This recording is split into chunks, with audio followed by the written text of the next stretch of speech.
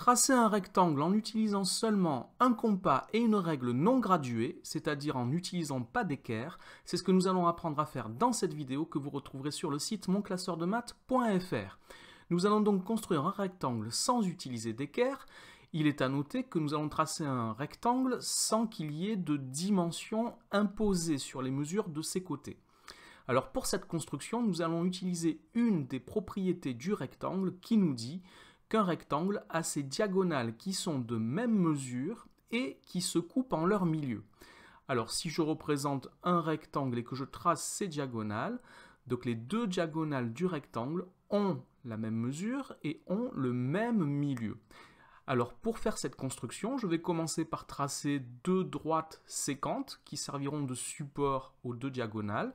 Et ensuite, il faudra que je reporte 4 fois la même longueur à partir de leur point d'intersection. Et ça, c'est facile à faire avec un compas. Allons-y.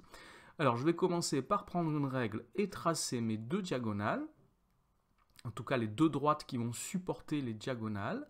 En voici une et en voici une deuxième. Donc, il n'y a pas d'angle à respecter dans cette construction puisque je n'ai pas de mesure imposée.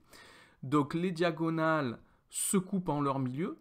Le point d'intersection des deux droites, ça sera le milieu de mes deux diagonales. Et je dois donc reporter 4 fois la même mesure à partir de ce point. Avec un compas, je prends un écartement quelconque, l'écartement que je veux. J'ai juste à tracer un cercle.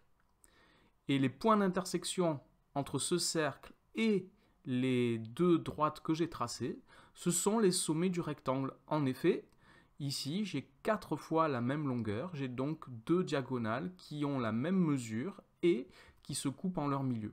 Les diagonales du rectangle sont deux diamètres d'un même cercle.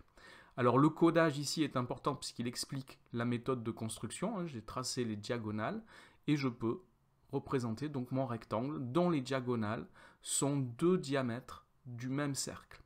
Voilà pour cette construction. Alors n'oubliez pas de laisser vos lignes de construction apparentes.